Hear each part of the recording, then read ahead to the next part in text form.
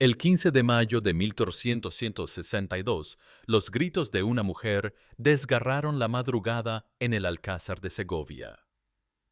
No eran los gritos habituales del parto, sino algo más primitivo, más animal. Cuando las parteras alzaron al recién nacido, 3 de ellas se desmayaron. Otra se persignó y murmuró algo sobre castigos divinos.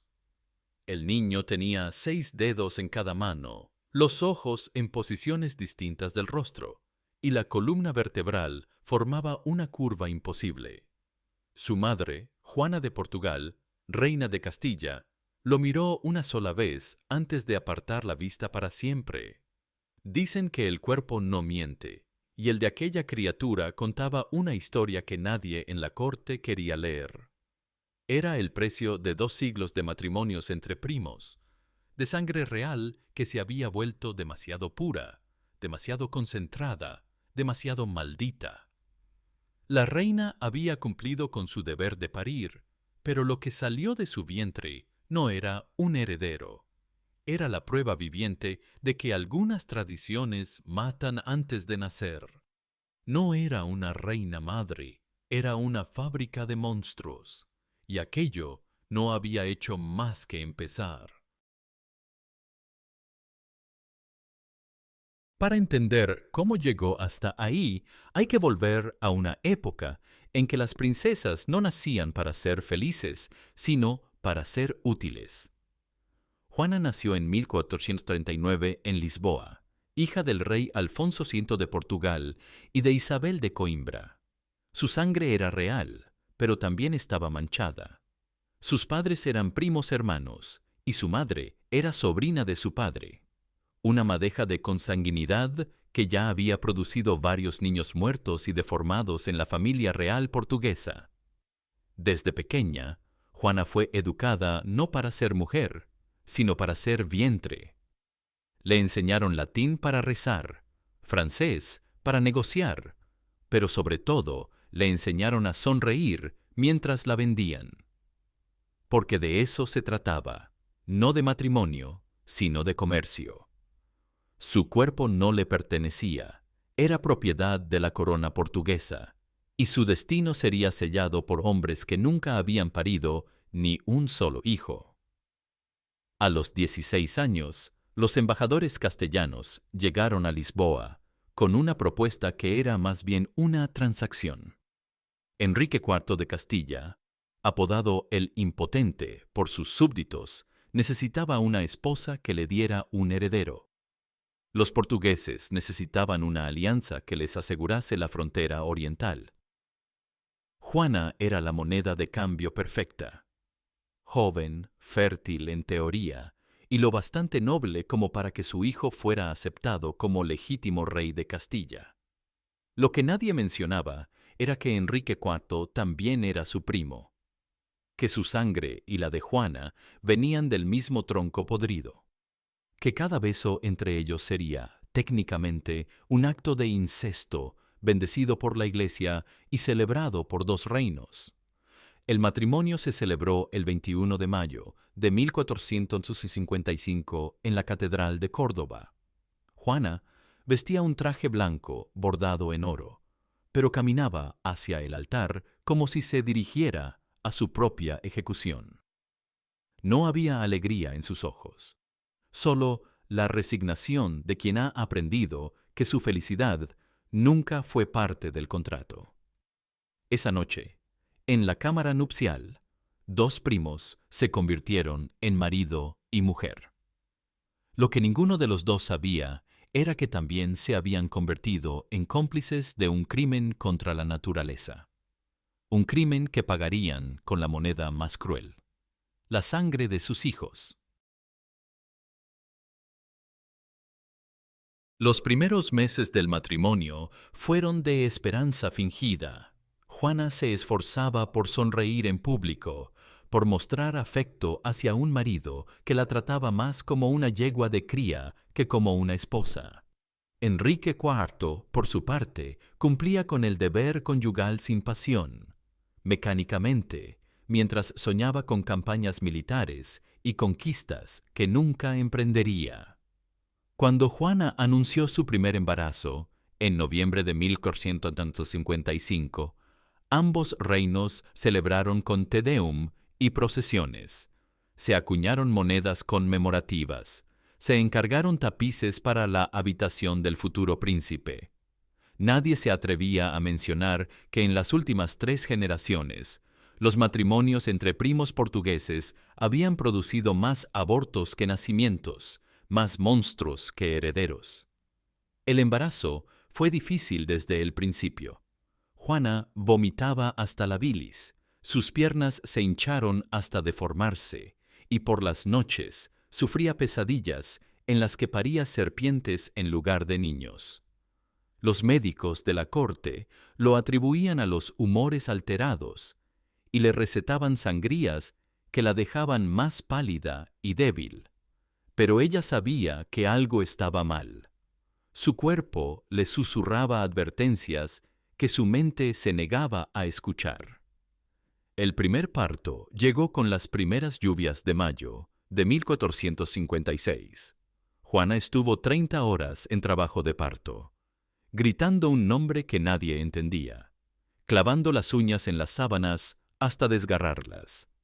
Cuando finalmente el niño emergió, el silencio que siguió fue más elocuente que cualquier llanto.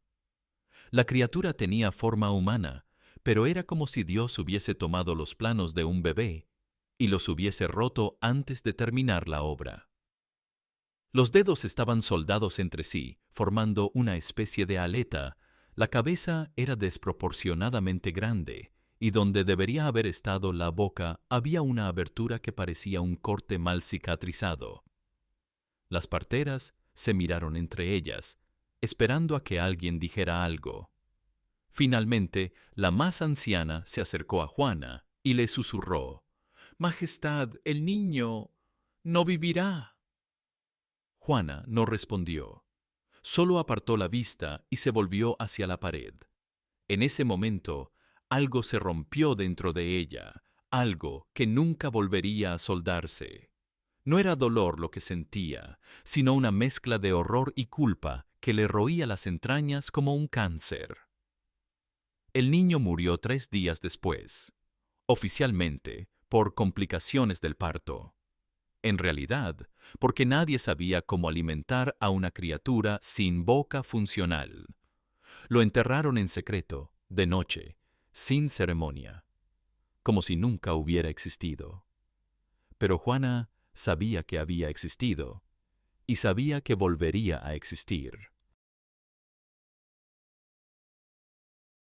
El tercer embarazo comenzó en la primavera de 1459, cuando los almendros florecían en los jardines del Alcázar. Juana pasaba horas contemplando las flores blancas, como si buscara en ellas algún augurio de pureza para lo que crecía en su vientre. Pero ya no confiaba en los presagios, ya no confiaba en Dios, ya no confiaba en nada. Este embarazo fue diferente, no por ser mejor, sino por ser más extraño. Juana desarrolló antojos imposibles. Quería comer tierra del cementerio, beber agua bendita mezclada con vino, masticar huesos de cordero. Los médicos lo atribuían a los humores melancólicos, pero las criadas empezaron a susurrar que la reina había perdido el juicio. A los 5 meses, Juana comenzó a hablar sola. Pero no era un monólogo. Era una conversación. Hablaba con alguien que nadie más podía ver. Alguien a quien llamaba mis niños.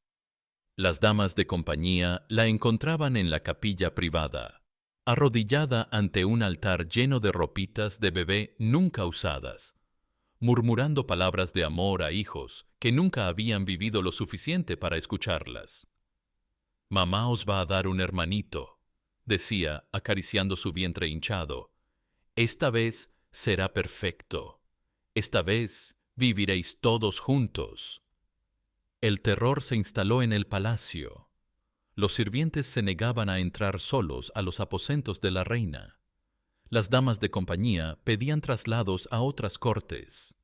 Incluso el capellán real empezó a evitar las confesiones de Juana, porque lo que escuchaba no eran pecados, sino delirios de una mente rota por el dolor. El tercer parto llegó en noviembre de 1459, con las primeras heladas del invierno. Juana había insistido en que se preparara una gran celebración, que se invitara a embajadores extranjeros, que se tocaran las campanas de todas las iglesias de Castilla. Estaba convencida de que esta vez sería diferente. No lo fue. La criatura que emergió de su vientre apenas parecía humana. Era como si alguien hubiera mezclado partes de diferentes animales. Tenía cascos en lugar de pies, una cola vestigial y la cara. La cara era inclasificable. No tenía ojos, sino dos agujeros negros. No tenía nariz, sino una abertura triangular. Y en lugar de boca, una hendidura que se extendía de oreja a oreja. Esta vez, Juana no apartó la vista. Se quedó mirando a la criatura durante largos minutos, como tratando de encontrar algo humano en aquella amalgama de carne. Finalmente, extendió los brazos. «Dádmelo», susurró. «Es mío». Las parteras se miraron con horror, pero no se atrevieron a desobedecer. Colocaron la criatura en brazos de su madre, y Juana la acunó como si fuera el bebé más hermoso del mundo. «Hola, mi amor», le susurró al oído deforme. «Mamá está aquí. Mamá siempre estará aquí». La criatura murió esa misma noche.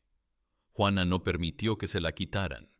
Durmió con el cadáver en brazos, cantándole nanas que nadie más podía escuchar. Cuando finalmente accedió a entregarlo para el entierro, insistió en que fuera embalsamado. «Volverá», decía a quien quisiera escucharla. «Todos volverán cuando nazca el perfecto». Pero ya no había más embarazos en el horizonte. Enrique IV había tomado una decisión. No volvería a tocar a su esposa. El riesgo era demasiado alto, el horror demasiado grande. Preferían quedarse sin heredero a seguir produciendo monstruos. Juana no lo entendió inmediatamente. Siguió esperando, preparando ropitas, decorando cunas. Pero cuando los meses pasaron sin que su vientre se hinchara de nuevo, la realidad la golpeó como un puño. No era solo una reina sin hijos, era una mujer sin propósito, una fábrica cerrada, un útero inútil. La presión política finalmente doblegó la resistencia de Enrique IV. En 1462, los nobles castellanos amenazaron con rebelarse si el rey no producía un heredero legítimo. Las cortes se negaban a aprobar nuevos impuestos.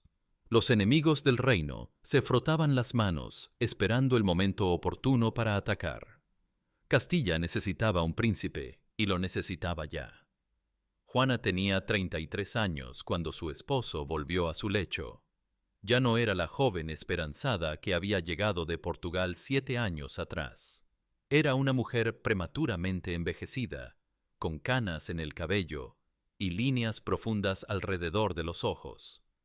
Sus manos temblaban constantemente y a veces se quedaba inmóvil durante horas, como si escuchara voces que nadie más podía oír. Pero cuando Enrique anunció que iba a intentar tener otro hijo, algo se encendió en los ojos de Juana. Una última chispa de esperanza, o quizás de locura. «Esta vez será diferente», murmuró, acariciando su vientre aún plano. «Los otros eran solo práctica. Ahora Dios sabe que estoy lista». El cuarto embarazo fue una pesadilla desde el primer día.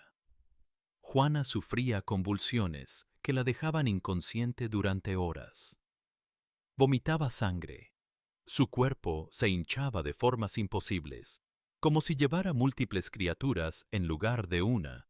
Los médicos no sabían qué hacer. Algunos sugerían interrumpir el embarazo, pero Juana se negaba rotundamente. «Es mi última oportunidad», decía, aferrándose al vientre como si fuera lo único que la mantenía con vida. No me la quitéis. A los 8 meses Juana dejó de poder caminar. Sus piernas ya no la sostenían, hinchadas hasta parecer troncos de árbol. Pasaba los días en la cama, hablando con sus hijos muertos, cantándoles canciones de cuna, prometiéndoles que pronto tendrían un hermano que podría jugar con ellos. El parto comenzó un 12 de octubre de 1462, en plena madrugada. Esta vez, las contracciones fueron tan violentas que rompieron la cama. Juana gritaba como un animal herido, arañando las sábanas hasta hacerlas jirones. Las parteras temían por su vida, pero ella se negaba a rendirse. «¡Tiene que salir!», gritaba entre contracciones. «¡Tiene que salir perfecto!». Pero cuando finalmente emergió, la criatura era aún más monstruosa que las anteriores. No tenía forma definida, solo una masa de carne con extremidades que brotaban en direcciones aleatorias. Algunos testigos juraron que tenía 3 cabezas, otros que no tenía ninguna. Lo único en lo que todos coincidieron fue en el horror que sintieron al verla. Juana miró a su cuarto hijo y, por primera vez en años, no lo acunó. Se quedó inmóvil, con los ojos fijos en la criatura, como si finalmente entendiera algo que había estado negando durante demasiado tiempo. «No», susurró, no es lo que debería ser». Esas fueron las últimas palabras coherentes que pronunció. La criatura murió minutos después del parto, y con ella murió algo esencial en Juana, no su cuerpo, que siguió respirando durante 13 años más, sino su alma, que se desintegró junto con el último de sus hijos monstruosos. Juana de Portugal vivió hasta 1475, pero en realidad murió esa noche de octubre de 1462. Lo que quedó fue un cascarón vacío que vagaba por los pasillos del palacio, una sombra que los cortesanos evitaban por instinto. Oficialmente seguía siendo reina de Castilla, pero todos sabían que el reino había perdido a su reina hacía mucho tiempo. Sus últimos años fueron una larga agonía mental. Juana se había construido un mundo paralelo en el que sus hijos seguían vivos, crecían, jugaban en los jardines del palacio. Hablaba con ellos durante horas, les preparaba comida que nadie tocaba, les compraba ropas que nadie vestía.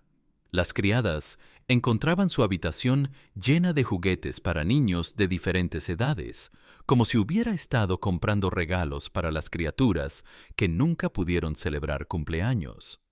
Enrique IV la trataba con una mezcla de culpa y terror. Sabía que él era tan responsable como ella de la tragedia, pero le resultaba más fácil verla como una víctima de la locura que como una cómplice de su propio fracaso genético. La mantenía cómodamente recluida, asegurándose de que tuviera todo lo que necesitaba, excepto lo único que realmente quería: una segunda oportunidad. Porque Juana nunca dejó de esperar. Incluso después de que su cuerpo ya no pudiera concebir, seguía preparándose para un embarazo que nunca llegaría. Se hacía revisiones mensuales con los médicos de la corte, preguntando si quizás, esta vez, había alguna señal. Los médicos mentían piadosamente, diciéndole que era posible, que los milagros existen, que Dios podía concederle la gracia de un último hijo. Pero los milagros, al parecer, tienen límites. Y el límite de Juana se había agotado hacía mucho tiempo. Murió en su habitación una mañana de diciembre, encontrada por una criada que venía a llevarle el desayuno. Estaba sentada en su mecedora favorita, con los brazos extendidos, como si estuviera acunando a un bebé invisible. Su cara tenía una expresión de paz que no había mostrado en años. como si finalmente hubiera encontrado a los hijos que había estado buscando. En su mesita de noche, encontraron un diario que había estado escribiendo durante sus últimos años. Las páginas estaban llenas de cartas dirigidas a mis niños, en las que les contaba sobre su día, les hablaba del tiempo, les prometía que pronto estarían juntos para siempre. La última entrada, fechada el día anterior a su muerte, decía simplemente: «Mañana os veo, por fin, mañana os veo, Spolsky». No hubo gran funeral para Juana de Portugal. Su muerte fue un alivio más que una pérdida, una liberación para todos los que habían tenido que presenciar su lenta desintegración mental. La enterraron sin pompa en el convento de Santo Domingo el Real, en Madrid, lejos de los sepulcros reales que nunca había merecido por no haber cumplido su único deber: dar un heredero. Enrique IV nunca volvió a casarse, oficialmente por respeto a la memoria de su esposa, en realidad por terror a repetir la experiencia. Adoptó como heredera a su sobrina Isabel, que más tarde se convertiría en Isabel la Católica. Ironía de la historia, la misma Isabel que Juana había visto nacer, la misma que había crecido escuchando los rumores sobre los hijos monstruosos de su tía, se convertiría en una de las reinas más exitosas de España. Pero Isabel, como su tía, también pagaría el precio de la endogamia real. Se casó con Fernando de Aragón, su primo segundo, perpetuando la tradición de matrimonios consanguíneos que eventualmente llevaría a los Austrias españoles a su trágico final con Carlos II, el último Habsburgo español, tan deformado por siglos de incesto que apenas podía caminar o hablar.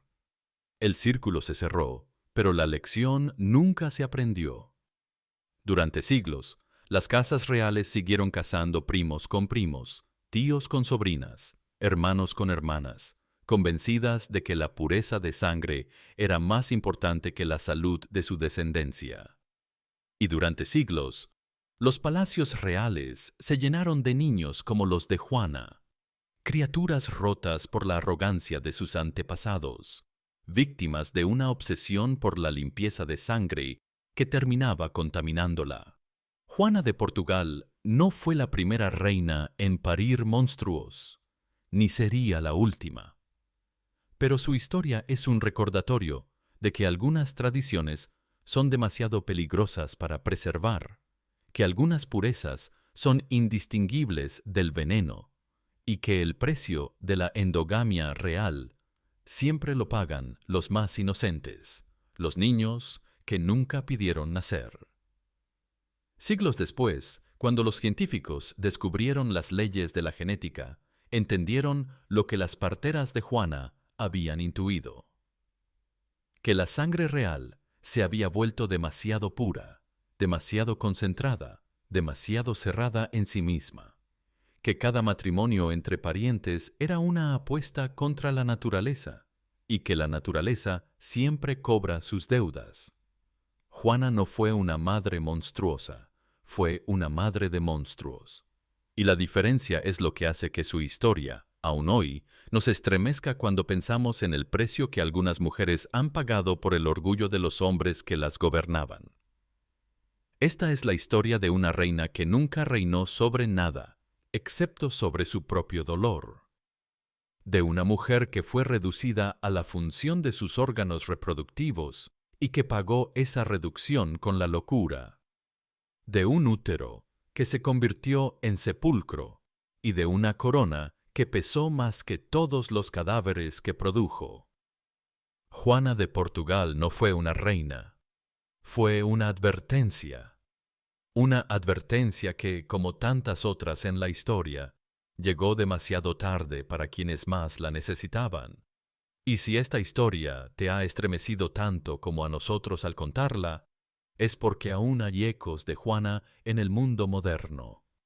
Mujeres reducidas a sus funciones reproductivas, sistemas que valoran la continuidad por encima de la humanidad, tradiciones que sobreviven aunque maten a quienes las perpetúan. La sangre de Juana se secó hace siglos, pero las lágrimas que derramó por sus hijos monstruosos aún no han terminado de caer.